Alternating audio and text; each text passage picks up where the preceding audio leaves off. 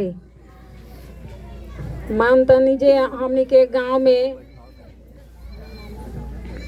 नाला भइल ही नहीं खे। ओकरा बाद में गरीब आदमी बा तो गरीब आदमी के ने गरीब बनिहारियों नहीं खे। 50 रुपया बाबू भुंजार के खेत में लोग जाता कमाए तो 50 रुपया बनिहारी मिलता। तो 50 रुपया से होई कथी? कोनो बिजनेस नहीं खे हमनी के गांव में। हमनी का गार्जियन बाहर बा तो मानता नहीं जे 300 के दहाड़ी कमाता। 300 दहाड़ी में 6 गो चाहे 10 गो 12 गो परिवार कैसे खा सकता? तो हमनी गांव में कोनो बिजनेस चाहिए से हमनी का अपन बिजनेस करें सन, हमनी के बाल बच्चे के परवस्ती हुई। हम लोग से यही निवेदन है। नमस्कार। देखिए हमारा नाम है प्रशांत किशोर। हमें से रोआ से वोट मांगे नहीं आई। कोनो चुनाव तभी बाना हम पैदल चलतानी। संकल्प ले बानी कि पूरा बिहार में गांव देहात शहर कस्बा पंचायत पैदले चल के जाई। आप पूरा बिहार भर कर घूमे में करीब 5000 किलोमीटर पैदल चले पड़ी। अभी 100 दिन हो गए पैदल चलत। आ गाँवे गाँवे जातानी सुबह से शाम तक। जहाँ सांझ होला उजे रुकब आ फिर काल भोरे से उजे से चले शुरू कइल जाई। तो हमारा पैदल चले से रुआ अभी अपन बतावत रही कि दहाड़ी नहीं खे मिलत, बहुत गरीबी बा, रोजगार नहीं खे, राउर गाँव में नाला नहीं खे, लइकन के पढ़े के व्यवस्था नहीं खे, कोनो अस्पताल नहीं खे, कोनो सुविधा नहीं खे। हमारा पैदल चले से तो एक राउर ठीक होई ना। हम पैदल चलतनी तो से राउर गरीबी थोड़े ना दूर हो जाए। हम 5,000 नहीं 50,000 चल जाए तो से राउर रोजगार ना मिली। तो हम पैदल काहे के चलतनी? पैदल ऐसे चलतनी कि रोग के इलाज रउए भिजुन बा। रउआ बुझाता कि कोनो नेता आई आ नेता आके हमार सब ठीक कर दी, तो वो हो ना सके। 50 बरिस से तो कितना नेता के वोट देनी कि ठीक होता? कितना बरिस तक आदमी कांग्रेस के वोट देते रहे, ओकरा बाद लालू यादव के वोट दिलस, ओकरा बाद नीतीशो कुमार के दिलस, अब मोदियो जी के दे के देखता कि सुधरत नहीं खे। काहे से कोई नेता एकरा के सुधारिए ना सके। जब तक रउआ ना जागब, जब तक पब्लिक ना जागी, जनता ना जागी, तो कोई नेता सुधार दी? देश की आजादी देखी महात्मा गांधी दिवैलन। तो महात्मा गांधी आजादी कैसे दिलैलन? अकेले गांधी जी चलतन आजादी मिल जाई? आगे आगे गांधी जी चलन, पीछे से पूरा समाज खड़ा भइल तब न सुधरल। अब बिहार के दशा देख ली। अभी रउआ कहनी हाँ कि हमनी के समान घर के बहरी जाता काम करे, ओकरा 300 रुपया मिलता। जितना आदमी एजा बाड़न कोई के घर में ऐसा ना होई जेकर सवांग बहरी जाके मजदूरी नहीं के करत। 300 रुपया खाती 400 रुपया खाती जवान आदमी बहरी चल गई। अब सालों भर रुआ अपना सवांग के मुंह देखे के नहीं के मिलत। राउर लइका बा मरद बा ओकरा से भेंट नहीं खे। छठ में कोई आई 10 दिन 15 दिन तो घरे रहल, आ बाकी सालों भर ओकरा अपन हाड़ गलावे के बा। वही जे छोट छोट कमरा में आदमी 3 गो 4 गो 5 गो लइका रहता सन। 12,000 ये 300 रुपया दहाड़ी खाती आ पेट काटता, कम 2 गो रोटी खाता कि घरे 6,000 रुपया 7,000 भेजी तो ओकर परिवार चलो। ई बा ना भाई? आ घरे घर ई बात बा, रउआ मालूम बा ई बात। लेकिन जहिया रउआ राजा चुनतानी, मुखिया चुनतानी, वोट देतानी, वो दिन रउआ नइखे ना याद रहत। वो दिन तो रउआ याद रहत कि हमार जात का बा, चलो अपना जात वाला के वोट दिया। जे जात से नइखे दे तो धर्म पर हिंदू मुसलमान के नाम पर वोट देता। चलो चलो मोदी जी के वोट दो, पाकिस्तान के सबक सिखावे के बा। आपन घरे खाए के ठेकान नहीं खे, आदमी पाकिस्तान के नाम पर वोट दे दिलस। आज दोनों से बच जाता, उनका के कितना जना के पैसों दे के वोट ले लेता सन। आए रउआ हमरा के बताएं कि जब रउआ वोटवे गलत दे तो ई सुधरी कैसे? जब रउआ अपन लड़का के चिंते नहीं खे तो प्रशांत किशोर ओकर चिंता करी हम कोई करी भैया? जब रउआ अपन लड़का के नहीं खे चिंता तो हम काहे राउर लड़का के चिंता करब? यही से नेता पूर्वक बनावत पूछा था काहे वोट देले रही आदमी कहते कि भैया सब गाँव वाला देते रहे तो हमू दे दे तो सब गाँव वाला जाके कुआं में गिरी तो वो गिर जाइब आ गिर जाइब तो भोगी। यह बतावे चलल बानी वोट नहीं थी मांगो हाथ जोड़ के लोग के कहता नहीं अरे भाई आपन ना तो कम से कम अपन लइकन के चेहरा देखी जा। अगर ना सुधर तो जौना गरीबी में बदहाली में राउर जिंदगी बीतल बा यही में राउर लइकन के आने वाला पीढ़ी के भी जिंदगी यही में बीती। सुधरे वाला नहीं थे। हम रउआ के झूठ बोले नहीं की आयल कि हम आई तो राउर लइका के रोजगार दे दे सड़क बनवा दे कौनो मीठा बात कहे नहीं की आई। हम रउआ के बतावे आयल बानी मछली मारे सिखावे आयल बानी मछली बाटे नहीं की चलो एकर एके उपाय बा। संविधान में गांधी जी बाबा साहब अंबेडकर आपको अधिकार दिए हैं जिसका बटन आप दबाते हैं वही राजा बनता है। बनता ना भाई? आदमी को के भैया हम एगो अकेले गरीब आदमी हम का करो तो हमारा गरबा बताई गरीबों के एके वोट आज टाटा बिरला बा ओकरो एके वोट आ संख्या में रहुआ ज्यादा बानी तो वोट केकर ज्यादा भई के ताकत बा केकरा भेजू रउआ भिजुन ताकत बा। जैसे हनुमान जी बाड़न उनका भिजुन सब शक्ति बा लेकिन उनकर शक्ति भुला गइल बा। कोई के आके बतावे पड़ी कि तू भाई समुंदर फान सकेला तो समुंदर फान गइल। उहे हाल बिहार के गरीब जनता के बा। रउआ हनुमान के तरह रउआ भिजुन सब शक्ति बा लेकिन रउआ ई शक्तिये भुला गइल बानी। जात में धर्म में पढ़ के आदमी शक्ति भुला गइल बा। तो 5 वर्ष रउआ खूब याद रहता कि हमारे लड़का के खाए के नहीं खे इंदिरा आवास नहीं खे मिलत नाली गली नहीं खे कौनो काम बिना भ्रष्टाचार के नहीं खे होत पैसा देले बगैर नहीं खे होत लड़कन के रोजगार नहीं खे पढ़े के व्यवस्था नहीं खे। लेकिन वोटवा के दिन ये सब बात आदमी के भुला जाता। वो दिन न याद रहे के चाहिए।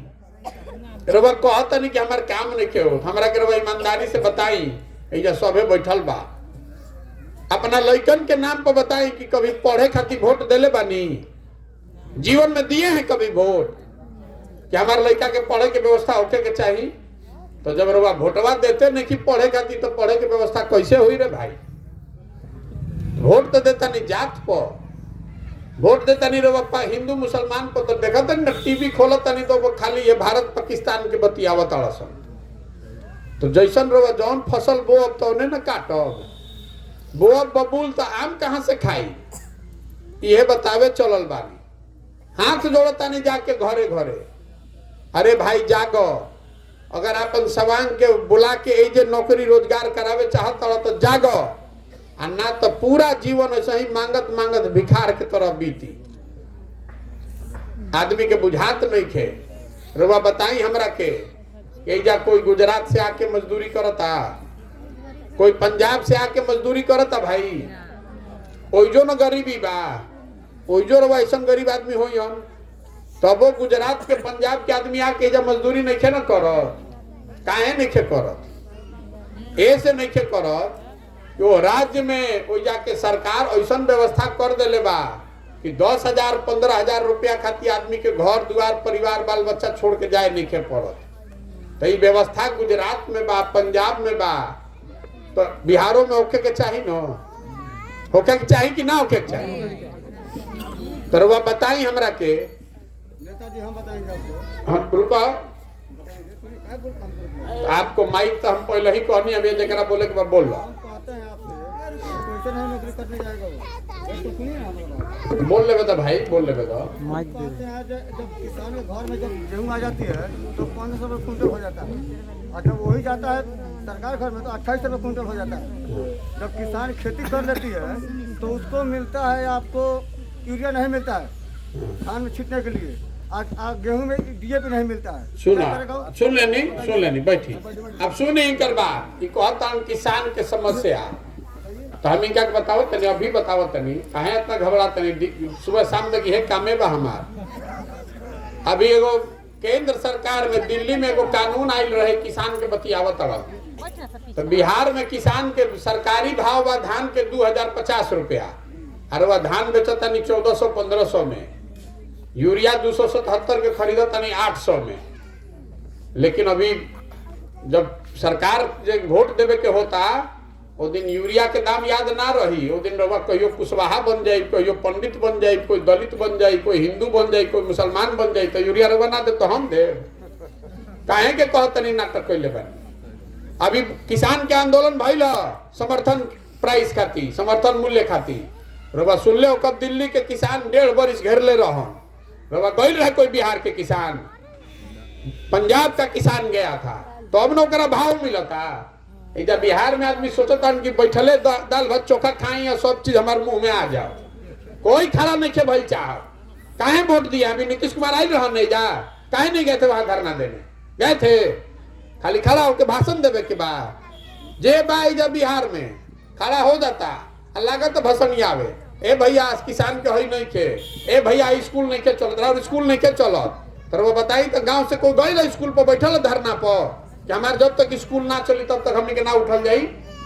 तो जब राउर लड़का पढ़ते नहीं थे, राउर लड़का पिलुआ वाला खिचड़ी खाता तो कलेक्टर बनी कि मजदूर बनी, बताई तो हमरा के खाली बतियावे से स्कूल ठीक हो जाई। जे करे जाता नहीं कहता कि भैया पढ़ाइए नहीं के हो, तो पढ़ाई नहीं के होता रवा जागब न तबे न पढ़ाई होई। राउर लड़का नहीं के पढ़त तो हम ओकर चिंता करब। पहले पुराना जमाना में माई हमनी के बैठत रहे खटिया पर रात भर, नहीं के पढ़ल तबो बैठल बिया कि लड़का पढ़ता जागत रहे के बाद, तो रउआ अपन लड़का के पढ़ाते नहीं थी तो कैसे कलेक्टर बनी भाई, कैसे डॉक्टर बनी। हमार बाबा मजदूर रहन, पढ़ल बनी जब तब नहीं जा खड़ा होके भाषण देता नहीं, हराव लड़का जब पढ़ते नहीं थे तो मजदूर ना बनी तो डॉक्टर बनी। तो रउआ चिंता होके के चाहिए नहीं बात के, आपको चिंता नहीं है, रउआ वोट देता नहीं जात पर और सोचता नहीं कि हमारे स्कूल बन जाए तो बनी, यही से पैदल चलता नहीं। आपका पैसा नहीं ले रहे हैं, अपना रुपया पैसा लगा के घर द्वार छोड़ के सुख सुविधा छोड़ के गाँव गाँव घूमता नहीं, हाथ जोड़ता नहीं लोग के। राउर लड़का के शरीर पर कपड़ा नहीं खे, राउर लड़का आधा पेटे खा के सुतता, वो पढ़ लिख के बैठल बा, रोजगार नहीं खे, और वो पर चिंता नहीं खे, तो धर्म जात में जुड़ाई बानी, तो कैसे सुधरी बिहार। वो बताई ना हमरा के, भाषण देवे से सुधरी, हमारा भाषण देवे से सुधर जाई। जे आवो तो कहते है भैया हमारा के नेता ठग ले लो, नेता रवा के एक बार न ठगी, 2 बार ठगी, 5-5 बार से आदमी को इसे ठगता। रवा लोकसभा में वोट देनी है, क्या सोच के वोट देनी है, ए छोड़ा एमपी के छोड़ा मोदी जी के देखो दिया, लेकिन ना बताइए ईमानदारी से वोट। तो वो अपने कहते वो दिन वोट देनी कि ना हमारे स्कूल ना बनी तो वोट ना दे, वो दिन तो पाकिस्तान के नाम पर वोट देले बाड़ा। आप कहता कि सिलेंडर के लागत 250, पेट्रोल के लागत 96 रुपया, तो वोटवा हमनी के दिले बनी जब मोदी जी के, तो सिलेंडर के पैसा पाकिस्तान के आदमी दी, हमनिए के देवे के हो। रउआ जब गलती करब तब रउए न भोगब भैया, ये बतावे खातिर चलल बानी कि जागिए, संकल्प लीजिए कि अपने बच्चों को पढ़ाने के लिए वोट देंगे। लड़का पढ़ेगा तब गरीबी से निकलिएगा, खेती किसानी की हालत सुधरी तब न निकलब गरीबी से, आपको रोजगार मिलेगा सवांग को आपको, तब न गरीबी खत्म हुई, मंगला से गरीबी खत्म हुई। भिखारी बना दिया जनता को, जे कुर्ता पैजामा पहन के लौट गए रोड पर तो आदमी धो लेता, ए भैया ही नाला बनवा दी, ए भैया हमारा नौकरी दिलवा दी, ए भैया हमारा कहीं इंदिरा आवास दिलवा दी। आप भिखारी हैं, आप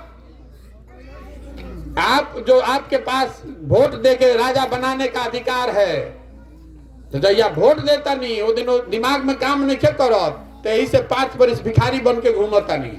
आप वोट देते समय ठीक राजा चुनिएगा, तो जो चुन के आई वो एड़ी रगड़ी रवा घर के सामने 5 बरिस काम करावे खातिर। इज्जत आदमी जानते बा कि भैया काम करी चाहे ना करी, वोटवा हमरा के मिलबे करी, तो काहे के काम करो भाई।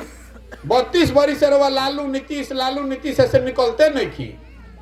32 वर्ष न हो गए भाई, काहे के कोई एक बार न रवा के ठगी? 32 वर्ष से रवा ठगाते बानी, आ ठगाता नहीं तो भोगी। तो फिर काहे गाना गावता नहीं कि नेता ठग ले लो? नेता कोई नहीं के ठग, हम ही रवा तैयार बानी कि आवर भाई हमारा के ठग लो। अभी कोरोना में सब लड़कन के मार के भगा दिलसन पूरा देश से, देखनी ना? आदमी पैदल चल के कितना दूर आयल, कितना कष्ट से कोई जियल कोई मरल, आ फिर आदमी जाके वही आदमी के वोट देले बाड़ा। तो और दुर्दशा ना हुई तो हमार दुर्दशा हुई। आपका लड़का वहां पैदल चल के आया है 2-2 हजार किलोमीटर, आ फिर जाके उसी को वोट दे रहे हैं, आपका दुर्दशा नहीं होगा? आपको कहना चाहिए था ना कि हमारे सवांग वजह से बॉम्बे से दिल्ली से पैदल चल के आया जानवर की तरह, अब फिर वो करे के जाके वोट दे, अब फिर सोचो कि हमारे सुधर देते, सुधर ही। यही बताने चले हैं, जगिए, अपने बच्चों के लिए जगिए, अपने अधिकार के लिए जगिए। बाबा साहब के नाम लेवे से ना होई। बाबा साहब ने क्या कहा? बाबा साहब अम्बेडकर ने कहा शिक्षित बनिए, तर वह पढ़त है नहीं की, संगठित होइए, तर संगठन को है नहीं खे, आ संघर्ष कीजिए, तर वह दाल भात चोखा का के घर में सुतल बानी तो कोई कैसे और गरीबी दूर हो भाई? बाबा साहब के फोटो पर खाली माला लगा दे तो से दूर हो जाई। जो रास्ता दिखैलन चला ऊपर चले ना पड़ी, तो कोई चलत नहीं खे। 500 रुपया लेके वोट दे देनी तो 500 रुपया लेके वोट दे देनी तो 1.5 लाख इंदिरा आवास गोइल हवा खाए। ये बुझाए के चाहिए ना रुआ, अगर आप 1000 रुपया लेकर वोट दे दिए तो जे देले बा पैसे बा जाके चोरी ना करी तो क्या आरती उतारी? चोरिये न करी भाई। तो समझ आपको होना ना चाहिए कि 1000 रुपया हमारा के देता तो ले लो, आ जाके वोट ठीक आदमी के दो। लेकिन 1000 रुपया लेके जिसको वोट दे दिए तब वो वसूली ना पैसा रुआ से, जाके चोरी ना करता। आदमी कहता कि नेता बड़ा चोर बा, तो वो पहले पैसा लेके वोट देता, नहीं तो साधु आदमी पैसा बांटता है। तो अपन गलती याद नहीं करता आदमी, अब खड़ा होके भाषण देता रवा, कहता नहीं कि जमीन है नहीं तो क्या करी? तो मजदूरी मिले के चाहिए ना भाई, कम से कम मजदूरी मिलना चाहिए ना। 300 रुपया राउर सवांग अगर ऐजे मिली 300 रुपया तो ठीक ना रही। तो 300 रुपया रवा जाता नहीं गुजरात में मजदूरी करे, तो रवा तो वोट दिले बानी गुजरात के, तो गुजरात में फैक्ट्री लागता। रवा बुझाता कि मोदी जी बिहार में फैक्ट्री काहे निखन लगावत? गुजरात में अगर इतना फैक्ट्री मोदी जी लगैले बड़ा तो बिहारों में 2-4 गो लगवा देते, काहे निखन लगवावत? सोचले बानी कबो? अरे गुजरात में आदमी अगर फैक्ट्री जब बिहार में लग जाई तो ये लाखों लड़का 12,000 रुपया में मजदूरी करे खातिर मिलियन कहां से? गुजरात के आदमी तो 25,000 30,000 रुपया मजदूरी लेता, तो 12,000 में मजदूर कहां से मिली बताई तो हमरा के? तो मोदी जी गुजरात के आदमी बुर्बक बाकी जब फैक्ट्री लगवा दे। देखनी है ना कि कोरोना के बाद जौना लड़कन के बिहार के मार के भगा दिलसन, वो करे के बस भेज के बोलवेला हो आदमी वापस बोलवेला उनकी ना, काहे के बोलवेला हो? जाना तो कि 12,000 रुपया में के मजदूरी करे वाला मिली भैया? देश में कहीं 12,000 में कोई 14 घंटा काम करे वाला नहीं के मिलत। बिहार के लड़का काम करता सब, राउर सवांग काम कर रहा बा, राउर आंखें नहीं के खुल, राउर लड़कन के जवानी खप गई सूरत में, लुधियाना में, तमिलनाडु में, बॉम्बे में, दिल्ली में, और आपका हमारा आंख नहीं खुल रहा है।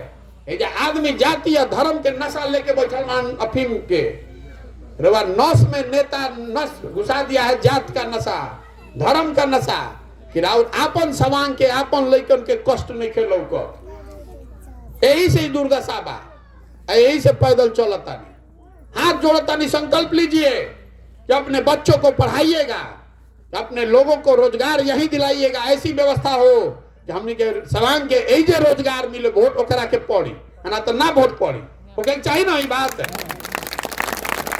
खाली महिला अगर संकल्प ले ले तो 100 में 50 वोट तो आपका है, कि वोट उसी को देंगे जो हमने के सवांग के ऐजा ला के रोजगार दी, ना तो वोट ना पड़ी। देखी ना कैसे राउर सब ऐजा व्यवस्था होता। ये संकल्प होके चाहिए ना रुआ, नेत्री बनिए, अपने सवांग को वापस ले आइए वहां से। 1 करोड़ से ज्यादा बिहार का लड़का बाहर मजदूरी कर रहा है, ऐजा आदमी खा पी के सुतल बावन, खाली कहतन हई नहीं खे हऊ नहीं खे। तो बिहार के सुधारे खातिर तमिलनाडु से आदमी आई। हम लोग को खड़ा होना होगा कि हम लोग का बच्चा नहीं जाएगा गुजरात में तमिलनाडु में मजदूरी करने, हमने के ऐजे रोजगार चाहिए। ये संकल्प लीजिए, तबे बिहार सुधरेगा। बात समझ में आवे तो नाम याद रखबे कर जन सुराज के, आ ना समझ में आवे तो जकर झंडा लेके ढोत रही जिंदगी भर, हमरा उसे फर्क नहीं के पड़ा। गांधी जी का जो रास्ता बताया हुआ है, बाबा साहब का जो रास्ता बताया है, उस पर चलिएगा तबे आपको गरीबी से निकलने का रास्ता है, नहीं तो गरीबी से निकल नहीं पाइएगा। नेता आपको ठगता रहेगा, आपको ठगा, आपके बच्चों को भी ठगेगा, नहीं सुधरेगा। एक नाम का बा जन सुराज। सुराज मतलब सुंदर राज। सुंदर राज के कर? प्रशांत किशोर के ना, मोदी का नहीं, लालू का नहीं, नीतीश कुमार का नहीं, प्रशांत किशोर का भी नहीं। आपका राज होना चाहिए। आजादी वो खातिर मिलल बा। जन मतलब जनता, सुराज मतलब सुंदर राज। जनता का सुंदर राज होना चाहिए। तो आप वोट देकर अपना राज बनाइए, तब अपने आप स्थिति सुधरेगा, नहीं तो दूसरे का मुंह ताकते रहिएगा। जेकरा के रुआ बटन दबा दे, वो राजा हो जाए तो वो और लड़का चली हेलीकॉप्टर पर, राउर लड़का के देखी गोड़ में चप्पल नहीं थे, पहने के कपड़ा नहीं थे। ये बतावे खातिर चलल बानी। समझ में आवे तो ठीक, अन्ना समझ में आए तो भी ठीक। बहुत बहुत धन्यवाद।